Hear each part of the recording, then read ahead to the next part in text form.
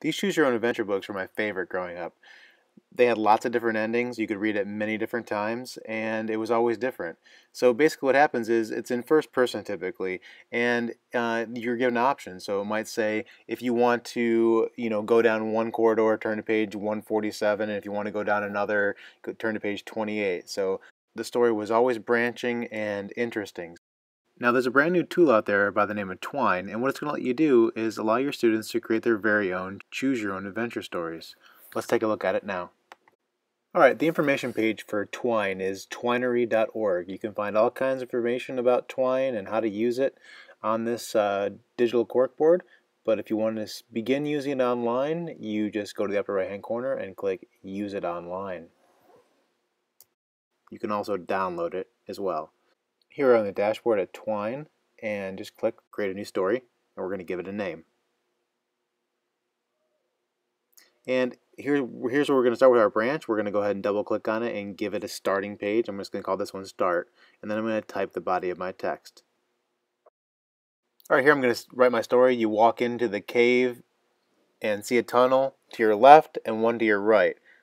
Alright, I'm going to use left and right as my triggers, so my next two passages are going to be named left and right, and then I'm going to come back and link them. You're going to see what I mean in just a minute.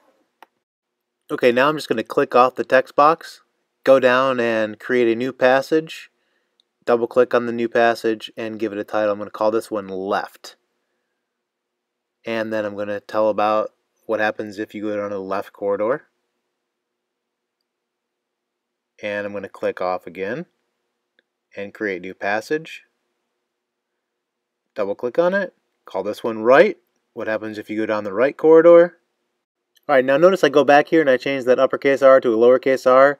The text in your story has to match the text exactly in your titles for the links to work, and you'll see this in a second.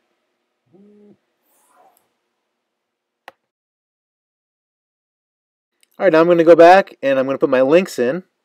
And this is a very, very short story, but my page titles are left and right, so my words are left and right. Those are my trigger words. I'm going to put brackets around them.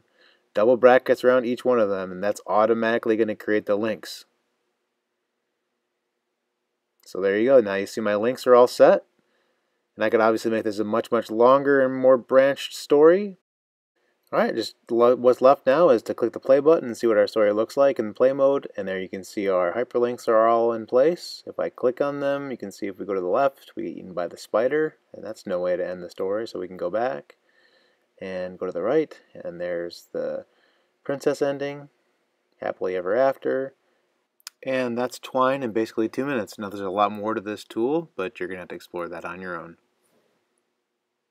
Thanks for watching.